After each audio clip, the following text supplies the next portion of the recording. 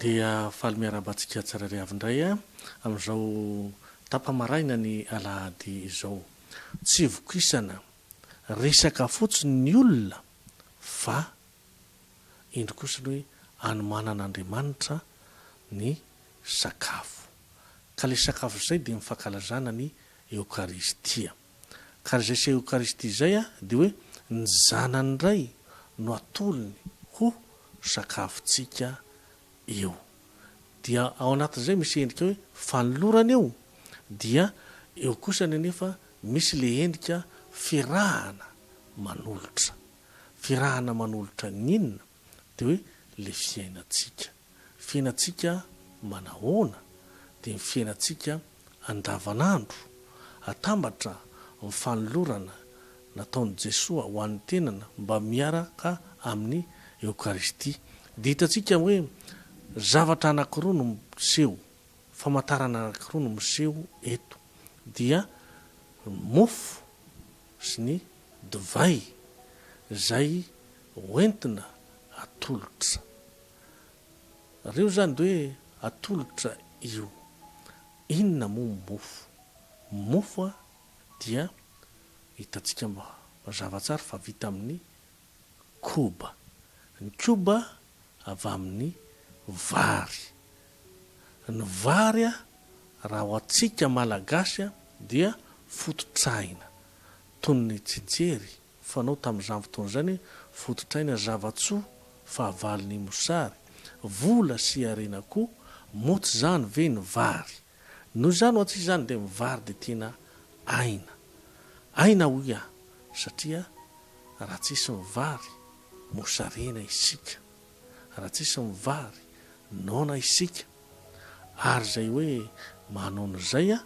dia mivary no fanafodiny ho atsika nefa ny tena aina zany zay ny raisin'i Jesosy Kristy zay aina zay vary zay le mahany azy zay fa i Kristy no tena miteny manao hoe izaho no tena aina izaho no tena mofo ny fiainana fa ahoana ary no hoe vary dia aina na fiaina atsika manontolo ihany koa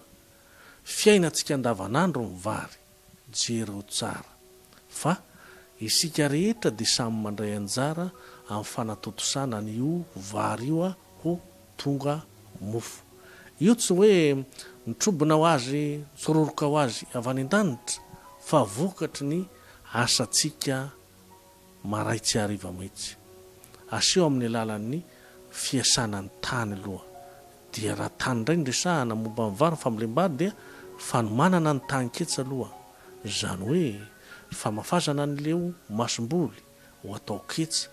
le ketsa dia afindra reo vary mba ho lasa ketsa dia tsy maintsy mila tanketsa voalamaka tsara misy rano araky ny hazavana tsara ary dia mila raha maso akaiky iny a mba ho ara-dalàna ny fitsimboka sy mifanirin'ilay masomboly hitantsika io zany fa amin'ny andiny voalohany zay faharoa tsy mijanona eo amin'ny tanketsa zay varina fafy zay fa miditra amin'ny endrika hoe famindrana amin'ny alalan'ny fanitsana zany hoe ny ketsiny a no afindra amin'ny tambary indray a zay tsy maintsy asaina dia hosena ka raha hosena dia mila rano ary zay rehetra zay a dia mitaky fotoana ihany koa fotoana maromaro dia hitantsika eo hoe fanitsana dia eo indray tsy maintsy jerijerena ihany koa ny rano dia misy ny fiavaham-bary zany ho esorina ny ahatra mba tsy hamono ny vary mba hahafahan'ny vary maniry tsara kokoa zay zany hoe no tsy maintsy atao dia eo a rehefa vita zay a dia eo rehefa mamoa izy hoe manomboka amin'ny terabary iny dia raha maso tsara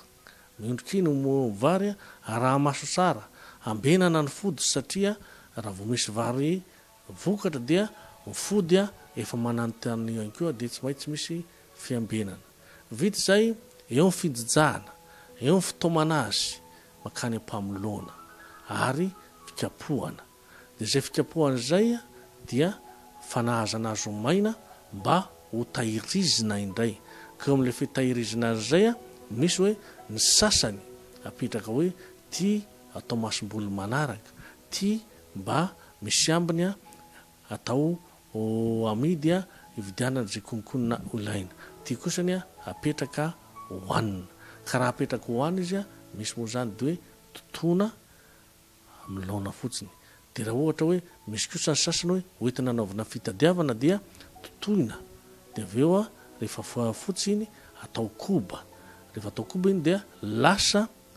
lafarina moa zany, lafarina dia koba ihany. Dino entina mandeha amin'izay anamboarana azy arak'izay varotra tiana atao, na mofo na krokety io na zavatra hoe cacapigeon io mety daholo arakarak'izay ilazana azy eto. Dia ny tiako ambara amin'izay hoe mahainika ny fiainantsika andavanandro vary eo amin'ny fikarakarana azy, ary miara-miasa daholo hatramin'ny ankizy kely vao mitaiza kely, ny olona tanora, ny vehivavy, ny lehilahy, ny biby fiopy zay fananantsika dia miara-miasa ao daholo. Noho izany de le vary zany dia fiainana andavanandro ary aina mahitsy. Ary inona indray ny divay? Ny divay de vita amin'ny voaloboka, vita amin'ny voaloboka dia mitovitovy amin'ny fikarakarana amin'ny vary teo ihany koa ny fikarakarana amin'ny voaloboka, fa mahasamy hafa azy fotsiny voaloboka dia ny taho no afindra, ary fikarakarana azy teo dia misy endrika anankiray hoe fandratsanana mba hamokatra bebe kokoa. Zay maina ratsanana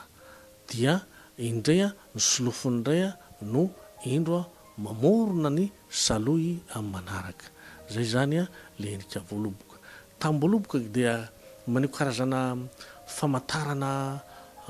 pinoana betsaka le voaloboka eo amin'ny fiainana andavanandro, indrindra hoe eo amin'ny fiainam-pifaliana, ny voany fihinana sady mahasalama. Fa le izy atao lasa divay kosany dia manome endrika anankiray eo amin'ny fiainana, dia ny endrim-pifaliana amin'ny alalan'ny fety amandalonana. Ny rejody raha tsisy divay dia toy ny hoe tsy lavoraro ny fety. Hitantsika tamin'ny fanambadiana tao Kana, na dio daholo aza ny sakafo rehetra, rehefa lany ny divay dia toy ny hoe maivamaivana daholo zany rehetra zany. Zany hoe fisian'ny divay zany mahasafinonoka ilay fanasana, fisian'ny divay zany ny mahalavorary ilay fety, fisian'ny divay zany ny toy ny hoe mampisokatra ny ambiansa ao anatin'ny fianakaviana. Ary dia ny atoko izay ambiansa zay moa zany, ny atoko izay fety zay dia tsy aiza tsy kory fa i Jesosy Kristy ihany no tena hoe hafaliana ao anatiny eo. Noho izany mofo sy ny divay ao anatrehan'ny mandritra ny zorona masina zany dia hoe sakafo reo, sakafo aman-danonana. Ary sakafo aman-danonana dia hoe sakafo atolotr'Andriamanitra ao antsika, Jesosy zanany ho aina ao antsika ary hiara-mifety amintsika. Ka io fanasana io alohan'ny sakafo isika, alohan'ny kominio, dia efa ny teny manao hoe sambatra izay rehetra voantso amin'ny fanasany zanak'ondry. Fa ity ny zanak'ondr'Andriamanitra dia Kristy ilay manala faotany zao tontolo izao. Isika rehetra no asaina amin'io, isika rehetra no iantefan'izay hafatra izay. Eo zany dia toy ny hoe fisantarana sahady lay sakafo any akoatra, satria Kristy no manolotra antsika ny tenany ho amin'izay. Santatra sahady le fanasana lehibe any akoatra. Io zany a dia mifono afatra lalina sady fampiombonana atsika kristianina mbola etỳ tany mpandalovana sy ireo kristianina efa tafita. Ny atoka an'izay mofo zay moa zany verina kely amin'ny fanazavana hoe raha ohatra namasina mofo ho divay namasina mofo ho vatan Kristy isika dia misy foana mandrakariva ny fiantsoana amin'ny fanahy masina ao. Mitalao aminao zay ary tsay fanahinao mba namasiny reto fanaty reto ho zary vatana sy rahan'i Jesoa Kristy. Hitantsika eo zany le asa amin'ny fanahy masina ao. Ny asa amin'ny fanahy masina dia hoe entina manova ny mofo sy ny divay ho vatana amandrahan'ny Kristy. Dia Kristy moa zany Kristy ilay zanaka le olona faharoa amin'ny Trinité masina lay manolotra ny tenany ho atsika ary amin'ny lalan'izy io no entiny ihany koa apiray atsika tsiraray avy ao aminy eo akonan'Andriamanitra ray zanaka fanahy masina. Ny fiombonantsika mba ho fiombonana lavrary toa ny fiombonany ray sy ny zanaka sy ny fanahy masina ary mandray anjara zany isika amin'ny vavaka indrindra amin'ny fankalazana faratapo mivavaka ny Eukaristia. Eo iaho averiko kely indray le hoe ny sorona masina ny Eukaristia no vanim-potoana tokana mantanya ionan'ny kristianina mbola velona sy ireo kristianina efa tafita any an-dano. Dia zay no misy le tena hoe miaraka amin'ny Masy Maria Virjiny izahay sy Masida Josefa vadiny ny apôstôly sambatra sy olo masina rehetra no makalazany aminao. Hitantsika zany fa misy fiombonanao isika raha mivavaka ety ambony tany amin'ny makalazany Eukaristia io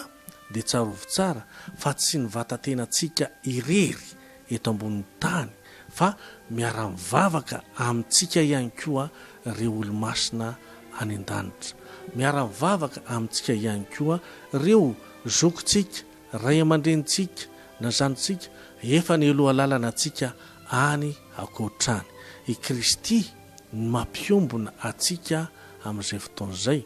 ka zay ny mahazava-dehibe an'le hoe vavaka ho an'ireo nodimandry satria anjarantsika manana didy isika fingonana hitondram-bavaka azy ary vavaka ho azy amin'ireny hoe fangatahana sorona masina ireny ary zay no atony hoe mampisy le hoe fandraisana anjara amin'ny lamesa raha angataka lamesa ianao satria nahoana ianao matoa mangataka lamesa dia mangataka manokana eo anatrehan'ny besinimaro ka ny besinimaro zany amin'io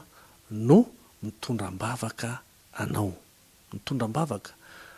ny rehetra mitondram-bavaka aminao ka rariny sitsiny raha mba hoe mandray anjara makasitraka an'izay fitondranam-bavaka izay ianao amin'ny fanonana ny anaran'ny fianakavianao na ny anaran'ny fangatahana anao manokana amin'io toerana io fa tsy hoe zavatra hafa zany fa hoe inona moa ny ilana an'izany hoe la misy zany to misy an'izao na misy an'izao fa zay no ao ambadika ny hoe fandraisanao anjara zany satria ny olona hivavaka ho anao ny olona hiasa ho anao tahaka an'izany ianao raha ohatra mampiasa olona eny tambarinao mba ho anao dia tsy maintsy fahananao sakafo izy ary mbola omenao zay mba hoe valisoa na karama mendrika azy ho amin'izay dia izay io sorona masina io fa tsy hoe filana voatsiady hoe amidy ve ny lamesa sa tsy amidy sanatria mivava tsy amidy mahitsy ny lamesa fa fitondranam-bavaka ho anao besinimaro no miasa mitondram-bavaka ho anao amin'io miara-miombona aminao manokana amin'io ka fahafalipo avy aminao no angatahana amin'io. Zay ny zavatra tsara ho fantatra ny amin'ireo zany. De hitantsika fa eny an-tenatenany eny a misy a le endrika anankiray a anehoana ho hita maso. De hoe eo zao le ohatra hoe isika rehetra dia natambatry ny ray ho ray ihany a dia afaka miatso azy hoe ray amin'ny alalan'ny ray ny an-danitra iny. Ary ao anatin'izay a misy ihany koa fanentanana antsika amin'ny alalan'ny hoe fanomezam-piadanana, satria Kristy izay manolotra ny sakafo atsika io, manolotra ny teny nosokafontsika io a, dia mba hitondra fiadanana ho atsika. Fanomezana avy amin'ny mpaka io, ary fampizarana voalohany nomeny atsika fony izy nitsangako vela manao hoe ho aminareo any amin'ny fiadanana. Noho izany le fiaraha amin'ny sakafo a dia fiarahana miaina zay fiadanana zay, sakafo mpiadanana, sakafo mampiombona. Ka nisy maha-sakafo mampiombona azy a tompoko lahy sy tompoko vavy isany na hoe anareo kristianina havana isany, dia ny olona piraita-po no miaraka sakafo. Ato amin'ny fiangonana antsika tsy misy zanaky-kiala hafa fa voantso ho zandran'i Kristy daholo. Noho izany ampiraisin'i Kristy miaraka ho iray lovia itsika, satria zandriny isika, karaha zandry mipiraita-po, piraita-po tsy mifampihafahafa. Dia fanamby lehibe ho atsika zany io, satria ao anatin'izay hoe fiombonan'izay a dia ezaka ny ady hampandefitra ny fitiavan-tena, hampandefitra ny hambo-po, fa hiara-hibanjina kosany le hoe isika rehetra zao ny dia toy ny mpirahalamy anala ao amin'ny Kristy, ka ianao androko izaho tokonao, ary isika rehetra ihany koa no hoe ampianaran'i Kristy ahay ifampitatana, ampianaran'i Kristy ahay ifampizara ihany koa. Ka raha ampianaran'i Kristy ahay ifampizara ihany koa ary isika dia hoe ny fampizarantsika eo no izy ny zarany tenany ho atsika, dia ifampizarantsika ihany koa any an-tanàna, ifampizarana any an-tanàna mba ho taratra ny fiambonantsika taty am-piangonana, dia asehontsika any an-tanàna ihany koa ilay endrim-piombonana. Zay no antony nanaovana antsika hoe sokatsy fototra kristianina anie dia tsy inona fa famantarana ivelany hanehontsika ny famelomana an'i Kristy any an-tanàna. Ka toy ny nataonao tao am-piangonana nandray azy, mivelona azy, no indray koa any an-tanàna izy a velomy dia ivelomy.